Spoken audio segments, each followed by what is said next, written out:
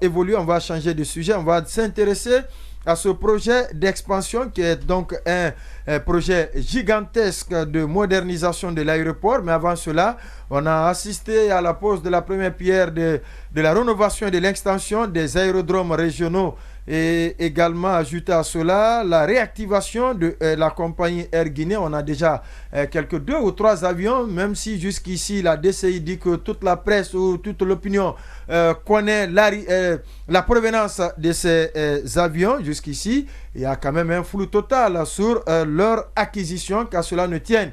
Oui, Lamine Moïma Cissé, aujourd'hui, entre refondation et transition, est-ce qu'aujourd'hui, le débat est le premier en train de l'emporter sur le second? En tout cas, il faut s'interroger, il faut poser le débat. Le débat doit être posé. Et parce que ce que le CNRD est en train de faire sur le terrain est totalement en décalage avec ce qui est annoncé, donc la transition. Et même les 10 points, hein, les 10 points. J'ai lu une tribune signée par Paul Moussa Diawara. J'ai très bien aimé. Il a donné la définition qui semble être la définition juste des 2 termes. Et donc la transition, c'est ce qui est éphémère, donc ça passe vite. La refondation, c'est dans la durée. Revoir, voilà, justement, le soubassement, dans la durée. reprendre le soubassement, et ça c'est dans la durée. Donc c'est contrastant, c'est 2 choses diamétralement opposées. Antinomiques. Et aujourd'hui, ce qu'on voit dans les discours, on parle de transition, et parce que le délai même de la transition a été donné, l'agenda, 2 ans.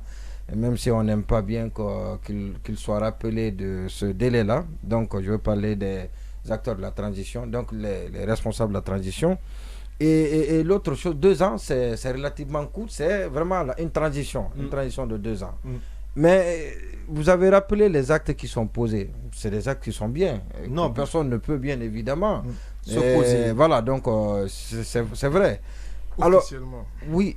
Officiellement, oui, des bonnes personnes, les bons Guinéens. Alors, il y a, mais c'est des actes qui nécessitent, et j'ai l'impression, vous savez, dans nos pays, quand vous posez un acte, quand vous initiez un acte, vous avez envie à ce que vous soyez celui qui doit terminer cette action. Et vous faites la réception définitive. Absolument, vous posez la première pierre d'une infrastructure, et vous voulez être là pour couper le cordon, donc à l'inauguration de cette infrastructure. Alors, mais mieux que tout ça, c'est des actions de très grande envergure, menées par une transition. Ça pose vraiment des questions. Et donc, ça donne de l'impression, et ce n'est même pas une impression, avec une lecture saine, vous comprendrez qu'on n'est pas dans une transition, on est dans une refondation. On est en train de refaire, et ça a commencé même dans une fondation. Voilà, ça a commencé avec l'administration.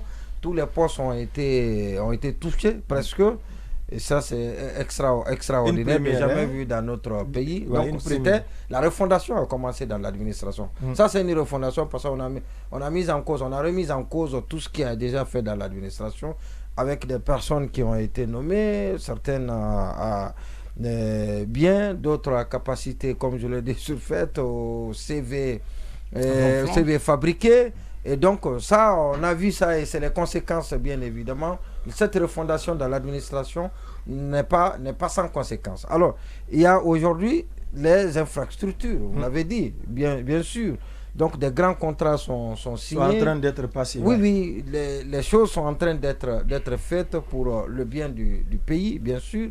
Mais est-ce que la transition, les autorités, la junte au pouvoir est mieux indiquée pour mener ces actions? Vous savez, il y a des actions, par exemple, qui peuvent être appelées donc la gestion courante de l'État, le temps de préparer les élections. Mais en réalité, disons-nous, alors, acceptons que les choses qui sont en train d'être faites sont bien et doivent être faites par la junte. Cependant, il faudrait aussi que la junte coche dans le tableau, dans la case de la transition, du retour à l'ordre constitutionnel. Mais à ce jour, qui peut vous dire qu'est-ce qui est fait? On a parlé du lancement du RAVEC. De quoi? Le recensement à vocation d'état civil. Voilà, le RAVEC à Kindia, c'était à Kindia. on a lancé, on a avec dit qu'il n'y aura pas d'élection sans RAVEC. Et depuis le lancement, moi je ne sais pas à quel niveau ça se trouve. Puis on se prépare aussi à lancer le RGPH4. Le RGPH4, ça c'est l'année prochaine. Donc ça va être aussi... Ça va être aussi... Ça, c'est pas nécessairement lié ce n'est pas lié aux élections, mais c'est le RAVEC qui est lié aux élections. Et puis il y a d'autres actions. Et parce que quand nous faisons l'autopsie de l'agenda, ce qui devait être fait... À ce jour, nous sommes au mois d'avril, la Constitution devait être sur la table des parlementaires pour l'adoption. Oui, mais c'est l'engagement que le président du CNT avait pris dans les actions qui sont prévues. On reviendra sur ça dans notre prochaine émission. Les actions qui sont prévues. Et on a vu le CNT la fois passée, quand les critiques fusaient de toutes parts, presser les pas pour poser un acte amenant certainement débat d'orientation parlementaire, de détourner l'attention dans le but de détourner l'attention de l'opinion, pour amener l'opinion à se dire oui, le CNT est en train de faire, mais indépendamment du CNT, parce que tout est dicté, c'est les autorités qui sont bien évidemment le début de tout cela. Donc tout ce qui a été prévu jusque là dans le cadre du retour à l'ordre constitutionnel, dans le compromis dynamique qui lie l'État guinéen, la Guinée à la CEDEAO, mais rien n'est fait. Et quand on voit également la colère des autorités qui à tout moment ne sont pas d'accord, ou sinon ne décolèrent pas quand on leur rappelle que la transition doit finir en 2025. Le 1er janvier. Ouais, le 1er janvier.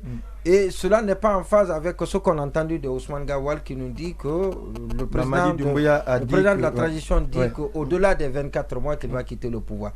Il y a deux choses, certainement, moi je me dis. Les autorités sont en train de dérouler tranquillement leur agenda, la refondation, poser des actes.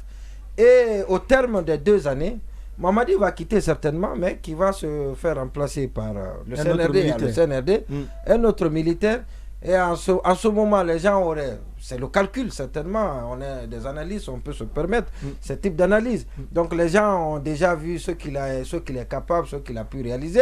Et puis, il n'est plus frappé par cette interdiction de ne pas se présenter aux élections. Parce qu'il n'est pas membre du CNRD, il n'est pas non plus membre du gouvernement. Ou bien évidemment, voilà, justement, il n'est pas du CNRD. Il n'est plus lié par la charte.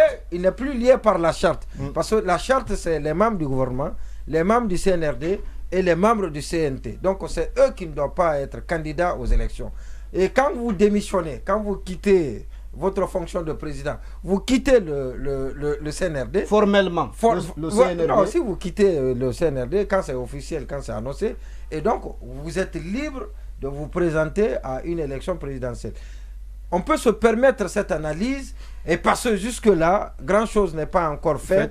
Et on dit que Mamadi, comme on le connaît, il tient à son engagement. Il va quitter au terme du délai prévu. Et voilà, donc ce qui va se passer après les 2 ans, et nous sommes en droit de spéculer là-dessus. Et c'est aux autorités de nous empêcher de spéculer en nous montrant le bon visage de cette transition, en nous disant de quoi il s'agit exactement, parce que les gens ne comprennent plus rien. Oui, et la question que nous abordons là, elle est générale pratiquement à tous les pays qui sont aujourd'hui en transition. Ce matin, j'ai lu un article du journal Le Monde qui justement disait évoquait en gros